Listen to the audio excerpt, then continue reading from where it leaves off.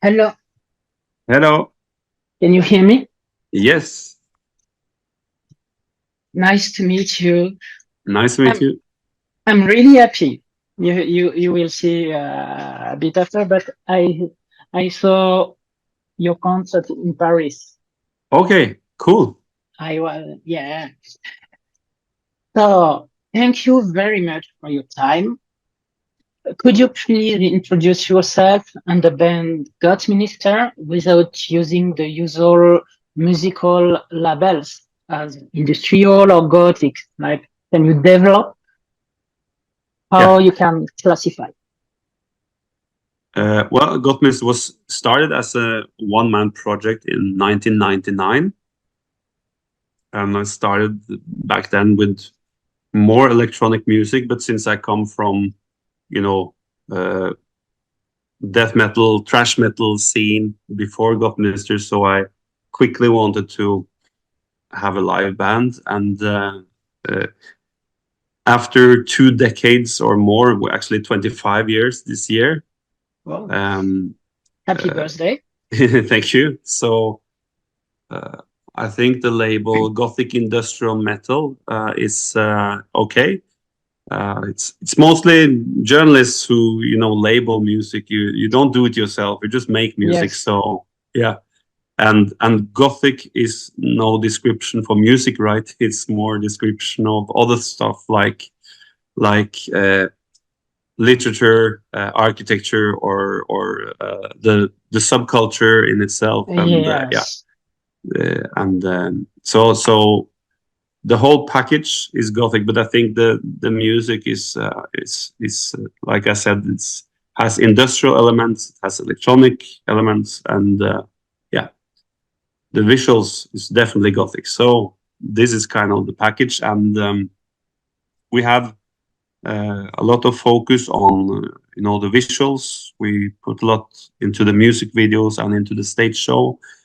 Although the show you saw was the smallest show on the tour, so it was a small stage, and not we had to skip a lot of the stage effects in Paris. But normally we have a lot of stage effects, and yeah, also a small portion of self irony. Yeah, I know a bit. Um, so second question, where does the name Gottminister come from and what is it linked to the music you play? Yeah, well.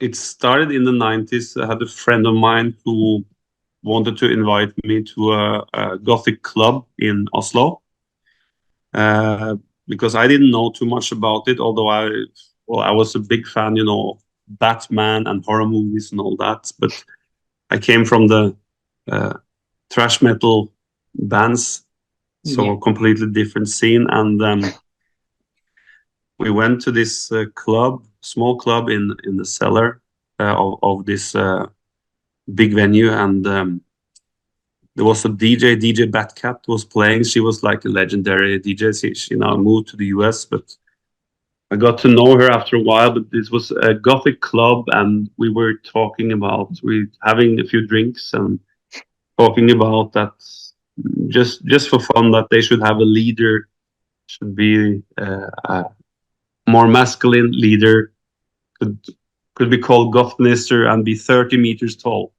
So yeah, so we had this funny idea, and we were supposed to go to after party, but I forgot my jacket and my phone, everything, and I I, was minus 25 degrees.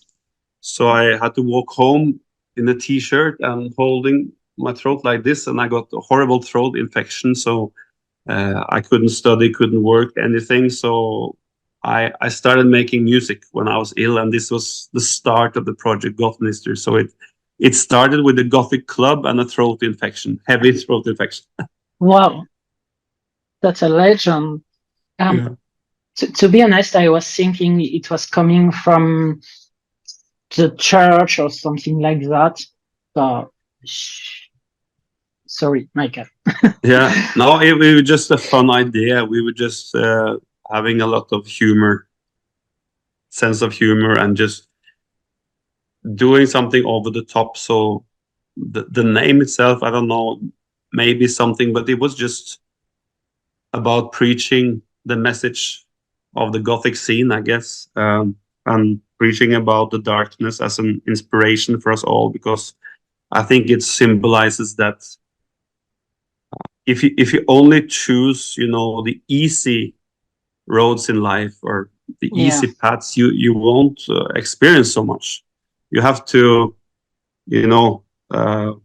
for me, it was like seeking more the dark sides, the unknown, and getting inspiration from that. And my idea was that when you feel safe and you challenge yourself, you get a little bit scared maybe, or a little bit uncomfortable, but this maybe starts a process in your brain to get back to the safe, and then you start a creative process, and then you can kind of experience more than if you didn't do it. It's the definition of courage. Yeah. So yeah, I clearly understand that. For my third question, it's about your new album. The band is about to release Pandemonium 2, The Battle of the Underworlds, is 8th album. How do you feel about it? I'm very excited about it because it's a sequel. It's a follow-up from the first Pandemonium album.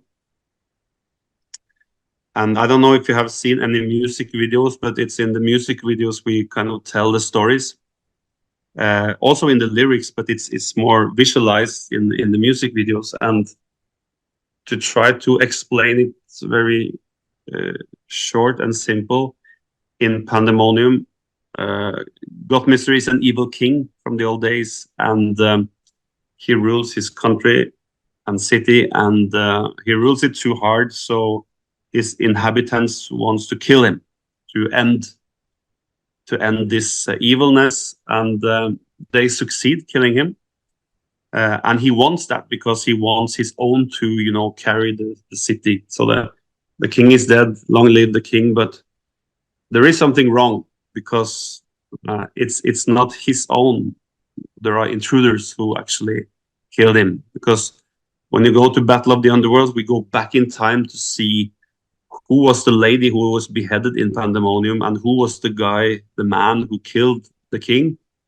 Well, actually, she was the leader of the witches and he is the leader of the werewolves. So they are actually had a previous battle, and this is connected somehow. So in Pandemonium 2, the king has to get up from the dead to make things right again. So we're building up to a big music video this autumn to have the final epic battle between the evil Gothminister king, who also can transform into a vampire bat, against the new king, who is also a werewolf. So this is gonna be like the end of this story. And if you put all the videos together in the right order, you will see the story. Like if you see the music video I Am the Devil, you can see this when Gothminister comes back from the dead after Pandemonium, but it's also after Battle of the Underworlds and after the werewolves took over. So you can see he's picking up some werewolf hair from the ground in I Am the Devil. So all the videos are connected to each other, and when you see it in the right order, you can see the whole story. Oh, that's interesting. And so the first video is We Come Alive. From the modern world, 6 different people are mystically invited to a dinner party where this one girl, who also has been bitten and turned into zombie, she goes back, looks into the crystal ball, and this crystal ball is the portal to the old world, to the old king's world. So my last video is the first video in the sequel of all the music videos. Okay. That remind me a lot about the team with the beat literature. It's come from to fight with lycans and vampire and so on. Oh, yeah. I really like the team here. Yeah. That leads us to my next question. What was the creation process of Pandemonium 2? Sorry, the What was the creation process of Pandemonium 2? for the music or Yeah, the the whole music thing. mostly. Or if you want to talk about all things, Yeah. yeah, go on. On the previous album on Pandemonium 1, we were recording some guitars in studio, but I didn't feel it was good enough, and I always wanted to have a better guitar sound. So I ended up doing all the guitars myself, like 90% on Pandemonium 1, and now I did all the instruments on the new album myself to be in complete control, because my band musicians, they are great live, but I have more time, in the studio, in my home studio, and to do everything. So one thing is that this is the first album I did everything myself except for the bass guitar, which is uh, but I can do that myself too, and I didn't mix it. So, but I did everything else. So that's the first time. That's Um, impressive. and secondly, I have spent a lot of time making these music videos, and preparing the stage show that you didn't see in Paris, but it was on the rest of the tour. Yeah, I'm Um, sorry. yes, but it was too small. But of course we try to also tell a story live, to entertain the audience as much as we can.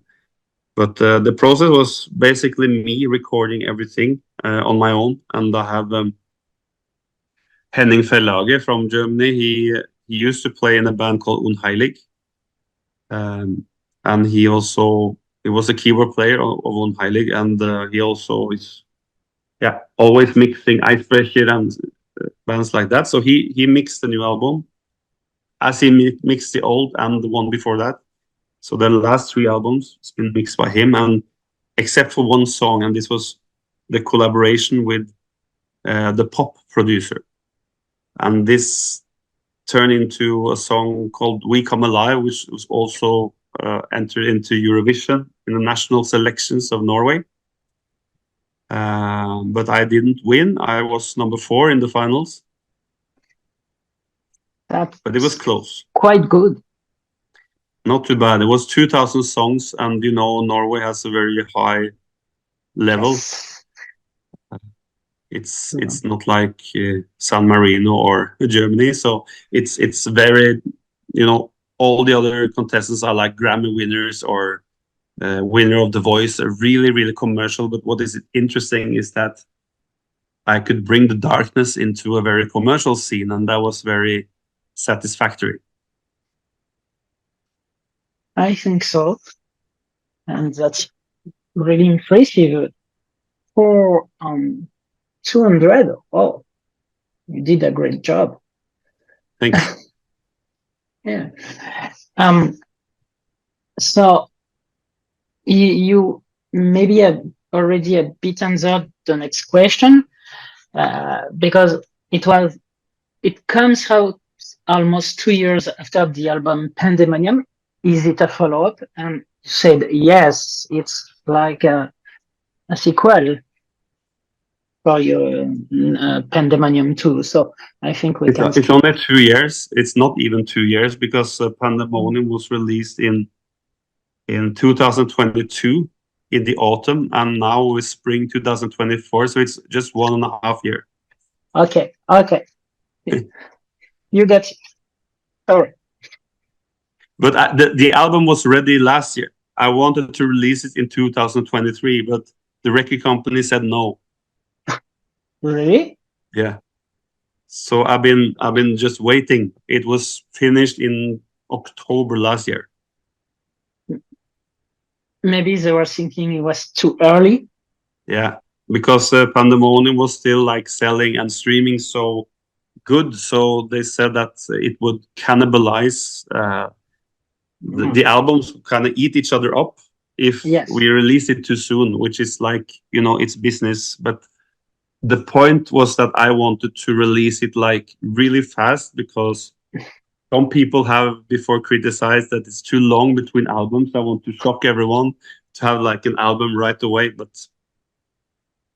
Tell them to ask the company producer. it's also some business related Yes, questions, so I can't control everything. I know, I know. Um, Next question is, Gothminister's sound is always ensured into this contrast between keyboard and chord riffs, topped by theatrical vocal. How do you manage to give each element its place?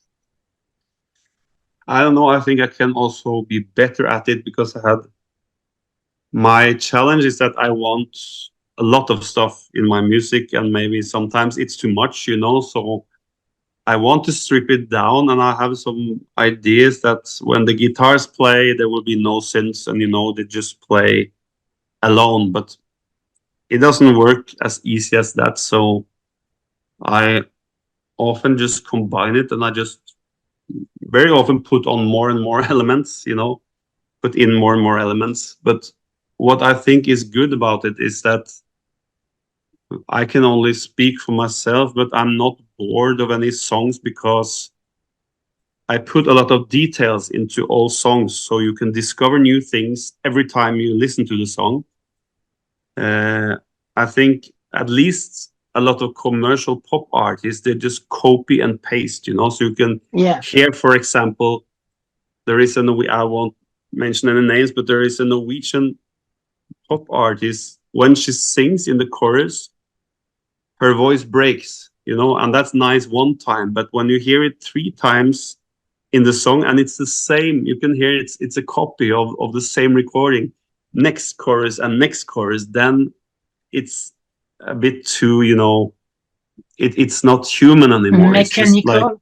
yeah, it's mechanical. So I try to, even though I have a lot of electronic stuff, I want always to have organic elements, and to have, some feeling. And I also know some metal or like bands in the genre, to me, is yeah, more mechanical, and I try to add some, flavor, some human flavor into that, and some soul. I would say it's, to me, it's important that the music has soul. It's not like a copy of a copy of a copy, like Nine Inch Nails sings, but it's there is also some human soul in it. That's important.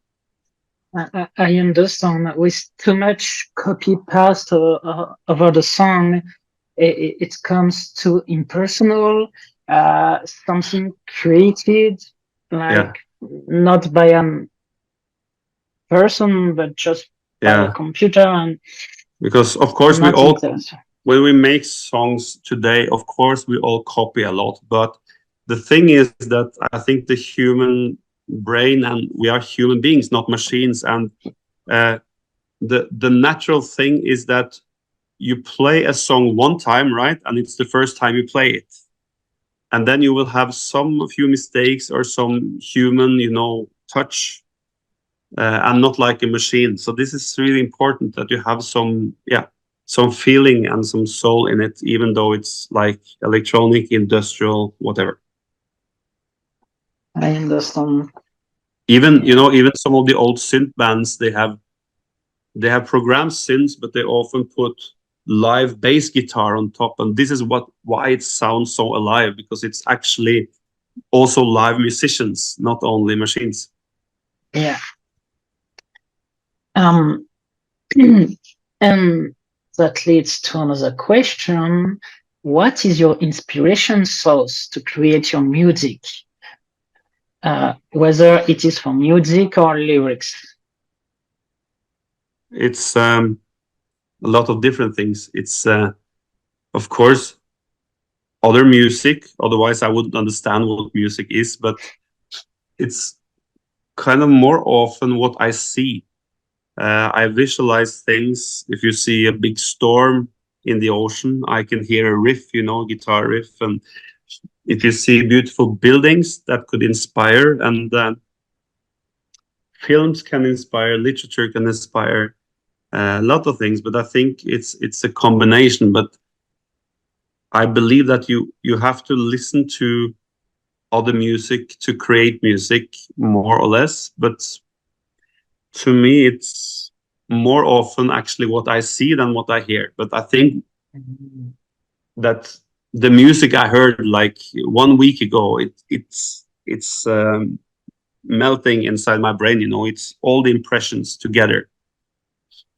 If you hear a song 1 week ago or 1 year ago, maybe some things of your brain still picks it up and put it together into a new melody or new stuff, and then combined with all the impressions in life, you know, it combines, and then to me, just music just comes into my head constantly. I always walk around with my mobile phone, and my wife is sometimes furious because if we go shopping or whatever, I stand there and sing into the mobile phone because I get this music coming in all the time. I have a bit the same at home. I understand. Yeah. So it seems that your creation process is a bit comes from a bit from synesthesia. It's interesting. You know, when you hear a sound, when you see a color or something like that. Yeah. Never saw that before. Yeah, it's a lot more than music, I think. It's all the impressions, as long as you can see and hear and feel and smell. And, well, I can't smell so much anymore because I had the nose surgery, but my smell is almost gone. But at least all the impressions together, I think, will... and some people use this to create. Other people maybe use it for something else. But for me, it's constantly music coming in and coming out. So after like the last month, I wrote 20 songs already. I have and 7 of them are now ready for the next album. Wow, that's impressive too. So it goes fast. Yeah, quite. And so one of the songs you released from this album was "We Come Alive," which is also the song with which you participated in Norway's Eurovision. How did you work on the video clip of this song? The video clip was we had to make it in a hurry. We had barely had time because of the deadlines and all. But I had this idea that, like I said before, that the start of the story of the evil king, because all these music videos will be we have some cinemas putting it up this autumn in Norway. So all the music videos together in the right order for people to see. But I wanted to kind of make it as realistic as possible. So the story with the evil king starts in the modern world. So We Come Alive is, from the modern world, it's just 6 regular people getting this creepy dinner invitation, and it seems like it's themselves who are on the menu. Of course. So because from this tray with the butler, the vampire pops up and bites all the guests.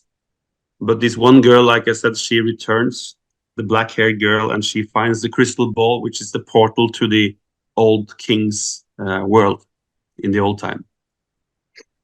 Please remind me not to have lunch with you. Yeah. Thank you for your answer.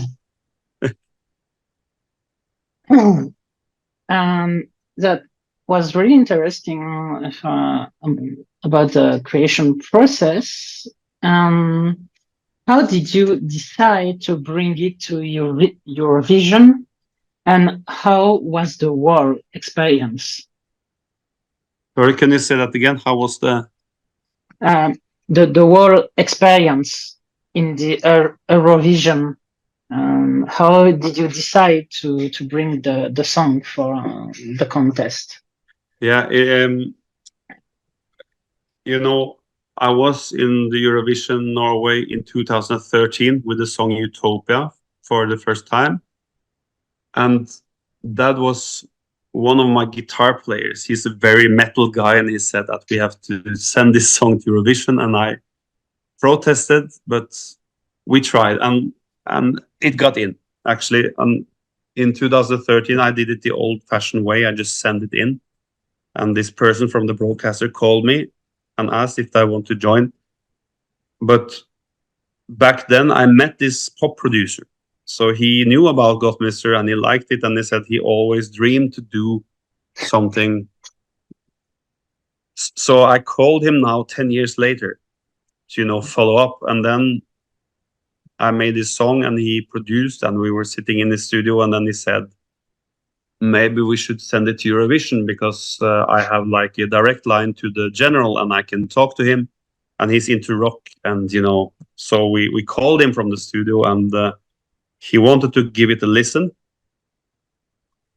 but it took a long time before he decided. And actually we were stressing so much because we think it was the right song for Eurovision, so we actually almost sent it into Germany instead, because it's possible actually, to uh, to go from another country. So it was close that we didn't participate in Germany instead, but I think it was good to be in our home country. And then he finally decided, and I was quite surprised it went so well. So this time I qualified from the semifinals, and I think I was the winner of my semifinals, and I came in number 4 in the big final. And in Norway, Eurovision is a big thing. It's Yes. They had 2,000 songs that were sent in, and I was one of the 18, and I was top 4 of these 18, so a top 4 of 2,000. And in the finals, we performed in front of 9,000 people live, and then almost 1 million people watching live on TV plus internet. So it was I was kind of live performing for like 1 million people, I think. So it was Wow. quite big. Yeah. I just can't imagine that. Then I have to stay focused and do well. And how did you feel when you were playing the song on stage? I mean, I was very sick in the semifinals because I had this, sinus was blocked. Oh, So I ate one habanero chili before I went on stage to just open it up, and I could barely sing.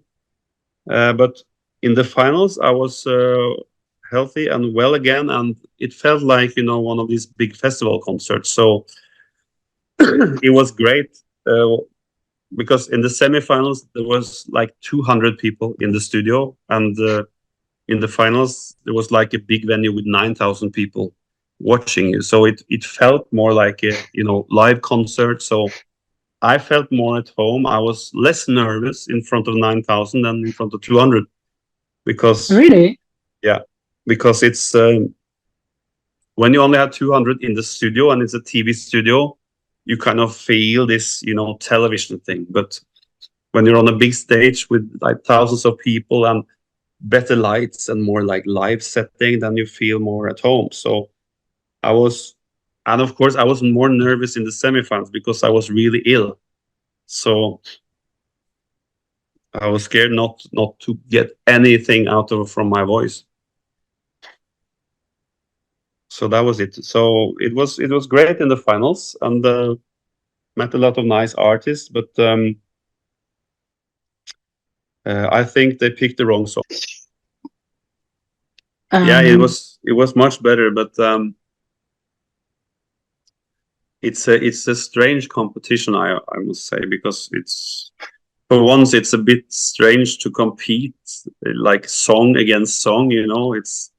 It's not so natural, and I think uh, yeah, the competition in itself has some issues, but the artists were really nice, and all the artists were friends. But there was a lot of noise with the fans. Always like a lot of comments and yeah, lots of things going on outside. Um, Okay, okay. I think we can go to the next question because time is yeah, running out. I don't want to retain you too much. So for my next question, it's that I noticed a few more heavy riffs as well as more theatrical part on some songs, just like on Creepy Shadows or yeah, I Will Drink Your Blood. Do you yeah. also feel an evolution of songwriting? Sorry if I feel. An evolution of your Oh, okay. songwriting? Sorry. Yeah, well, I like to play around, and since I come, from the metal scene and different music genres, you can hear in Creepy Shadows, I try to blend in some other musical styles as well. I think it's fun because maybe people don't expect it, so it's fun to create something, some surprising elements, I think. Yeah. Okay. So with that, do you think you improved yourself as a singer and songwriter with this album? Yeah, maybe I think I always constantly improve myself on every album because I learn from mistakes and I try to make things better. But actually, my voice has been better and better since I started. So I'm I'm not too old still to sing good, I think. And also, you see other artists also like in Eurovision. You have this woman from the band called Bobby Sox. They won in the 80s, won Eurovision in the 80s, and she's 66 years old and she has a great voice still, much better than almost all the other artists. So there is still Oh, hope. I mean, you can just stay healthy, you can always improve yourself and continue for a long time. legit. So what led you to the music universe back in time? What was the very first album you ever booked? Uh, the first album I bought, Yeah, um, what's that? Oh, tough question. yeah, I have to try to remember because I because my family, my great grandfather owned the biggest music store in Norway and also the biggest recording studio. Oh, So this was later sold to EMI, the record company EMI in Norway. So, and one in the family became the managing director of the new record company. So I always like got records from him when I was a little kid, but I didn't buy them myself. So I have to remember the very first album so I bought, and I think, maybe the first I, one you remember. It will yeah, be easier. but I think actually that I think the first one I bought was actually a present to my friend, but he already had it, and that was Dr. Steen with Halloween. Dr. Stein, Oh, yeah, yeah, Dr. Steen, Halloween. yeah, That's a yeah, good reference. yeah. So that was I was very much into because he tried to teach me heavy metal. So I was 9 years old, something like that. So that was one of the first, and another one of the first was Manowar Kings of Metal. Quite old. Yeah, I was but this the Halloween era was my friend was really into Halloween, Accept, and all these bands, and I listened a lot to Halloween, and maybe I was a little bit inspired. The Keeper of the Seven Keys, Part One and Part Two, then Pandemonium Part One and Part Two. It's somewhere in my brain, probably an inspiration. And they also have these like stories and all that. So yeah, I would say Halloween was. I was fortunate to meet Kai Hansen in Oslo a few years ago to get backstage with people from Halloween. Um, that was great and a bit weird because I was looking up to them, and later we played festivals with them, together. So, but Halloween, I was listening a lot to Halloween in at an early age. Okay, thank you for the answer. It's interesting. For my next question is about concert, because last year you organized USCM headline tour and played a handful of shows between the Netherlands, Germany, France, UK, Belgium, with King Satan and Psycholive. We attended the Paris show with my friend. So how do you keep in mind about this tour, and especially about Paris show? Yeah, I think even though the Paris show was a small show, the audience was great. I think it was very welcoming, and we also had another French show which was great. But it was good to be back because we haven't played too much in France, and I think the last time we played there was with Samael in 2008, or maybe it was our own tour in 2009. Yeah, we had a headliner tour in 2009, so it's been like many years. It's like 13, 14 years. The fact that there is a really public for industrial metal and gothic in France. The public is more maybe in Germany or Belgium, but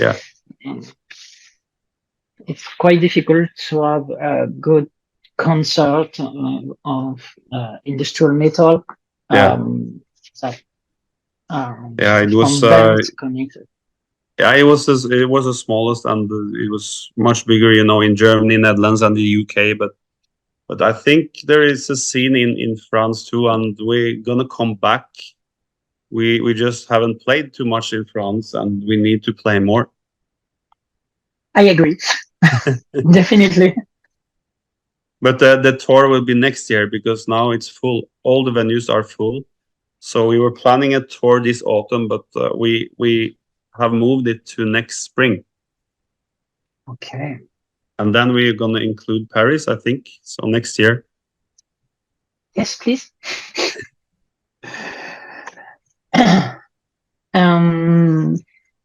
Okay, and your impression are quite good from France. That's interesting. And I love the show, to be honest. Thank you so much. Yes, come on. While talking about visual aspects, how do you work on Gothminister's live show? According to you, how much input a band visual aspect has to its music? I don't know. I think music is number one always. Like the music is most important, but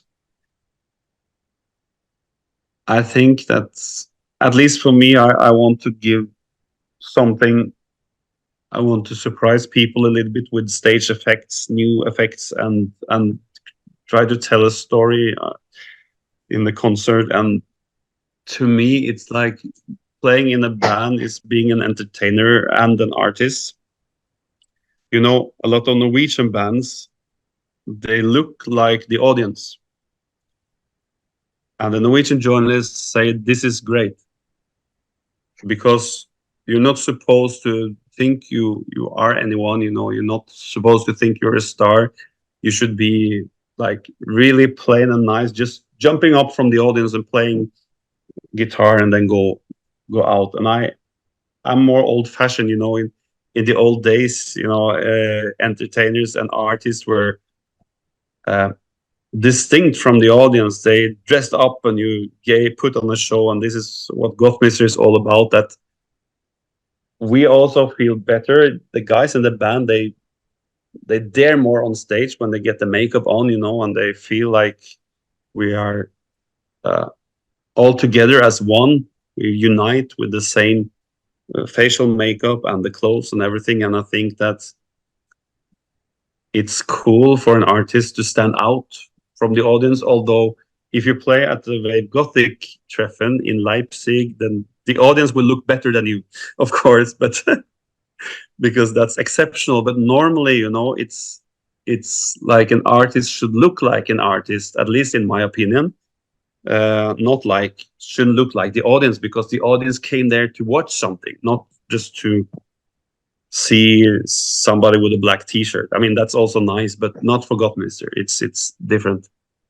I understand, but what looks like an artist? Oh, I don't have an answer to that. I know, no, but it's just entertaining and yeah, putting on what makes you feel comfortable on stage. I guess because I'm mostly doing it for myself. I'm making the music for myself. I'm putting on the clothes for myself to feel good, and then just hopes someone else will like it too, I guess. Okay. I try to create what I will see and what I want to listen to, because you can't do it for anyone else than yourself. What I understand is that you want to represent your music. In fact. Yes. Yeah.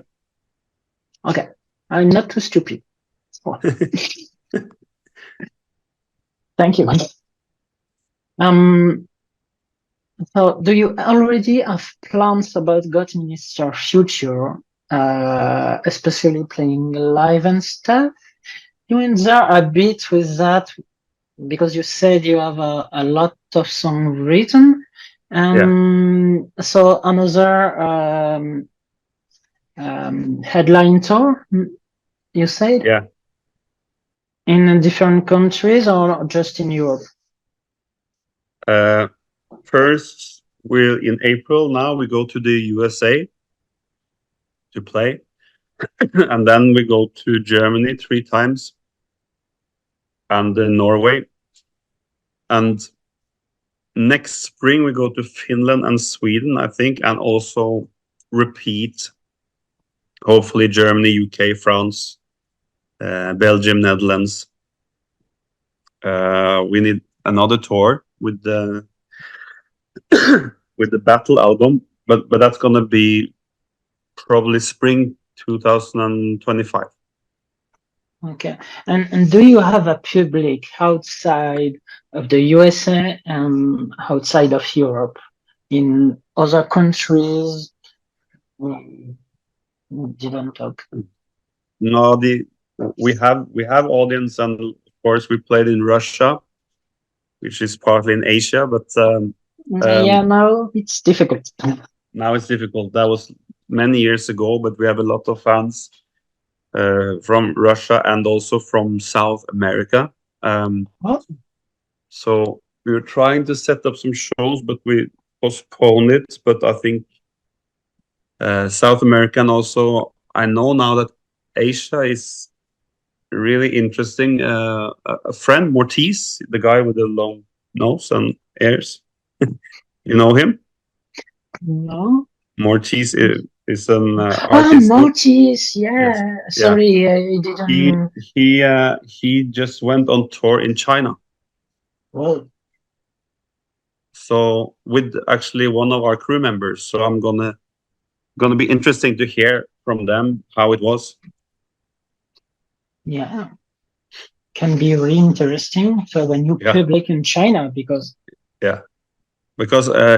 Japan and China, it's really huge markets, so they are looking into it for us as well.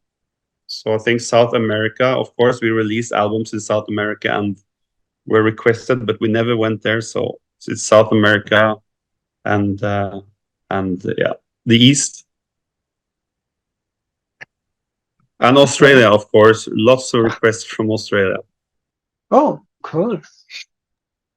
And But too yesterday I got a message from a guy in New Zealand who is always listening to Gothminister when he drives his car or to work and also works in the fields or somewhere. And he sent me a video but he said that he wants a CD, but it takes 6 months to 12 months to get a CD to New Zealand. So he won't have the CD until next year. So I promised to send him a CD. That's pretty nice for you. Thank you for your answer. That's a lot of information. I have an interesting and some interesting question because maybe you know and like some French bands. Maybe. Yeah. Which ones? If you have some name. Yeah, well, Gojira is of course quite obvious. I saw them live many years ago, but I think they're much better now than they were. Who else can I try to remember? I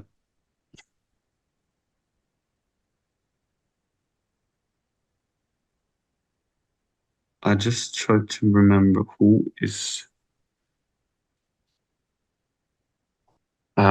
It's a bit difficult because if you're thinking metal or gothic bands, and who else is there? Not too many, actually, maybe, but I have to think a little bit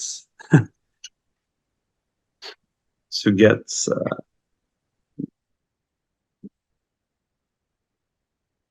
Do you have any favorites? Currently on French metal bands, Chargots. Okay. SHRRGGOTH. It's a French industrial metal band. Yeah. They are friends and really good. Yeah.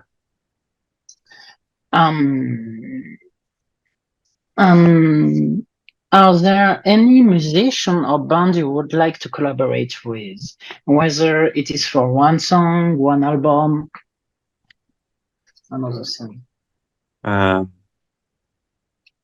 Yeah, there are many.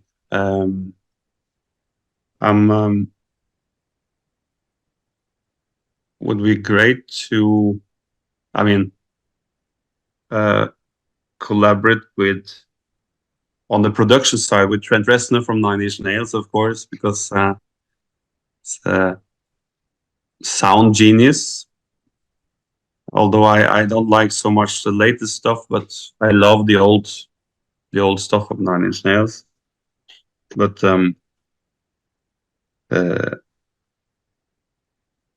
and then maybe I don't know. We have a lot of great bands, in this genre, and we're talking to a lot of bands. But I think Trent Reznor Nine Inch Nails would be like number one. Also, I would say maybe Swans. Swans, Michael Gira. I'm not really listening to Gojira, though. Not really.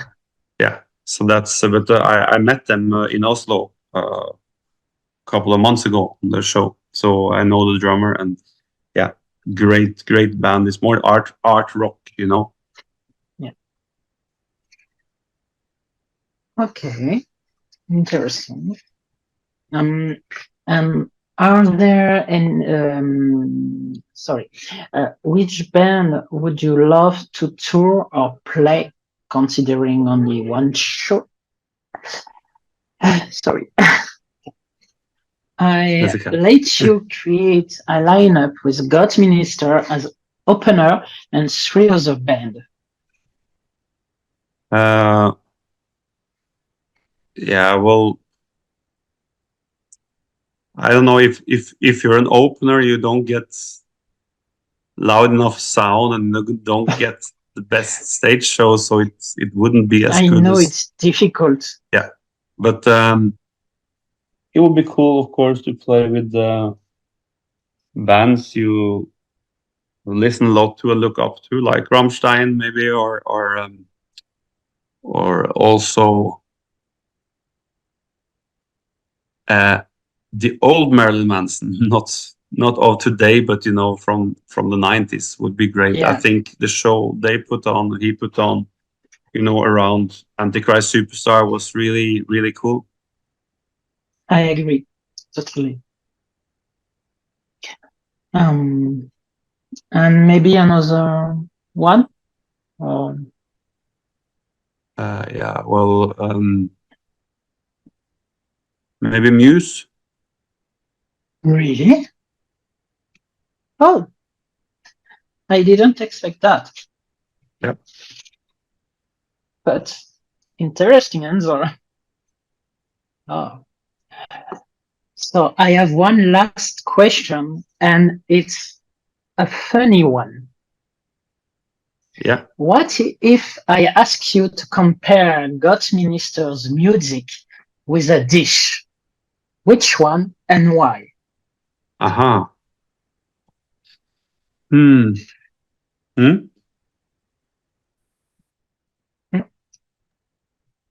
Have to think.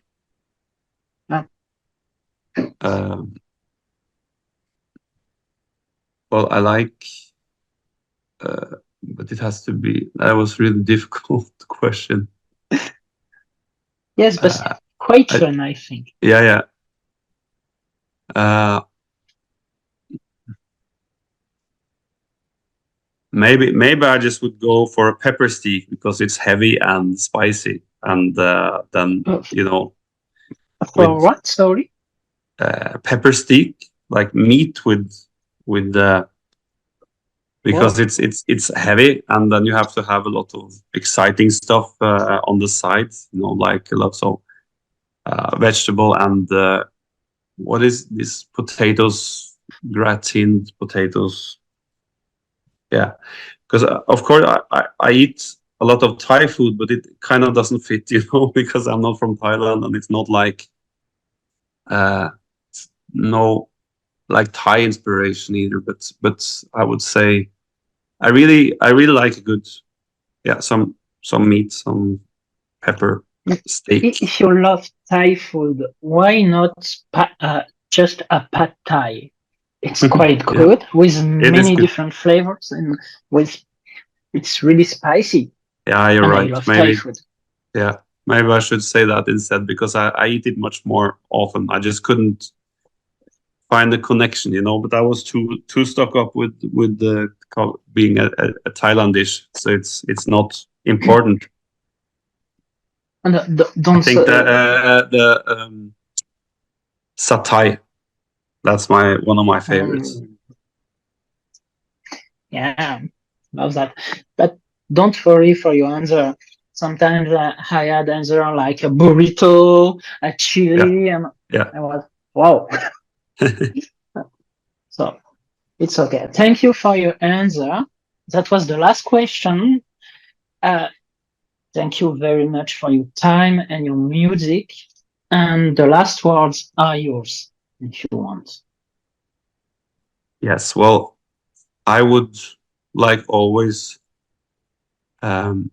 recommend people to go out and see live shows instead of sitting behind computers or mobile phones. And I would say to everyone that go and see a band you never saw before, because you need them and they need you, and it's great for especially also young musicians to have people on the concert. So go out and buy a concert ticket instead of sitting on your phone.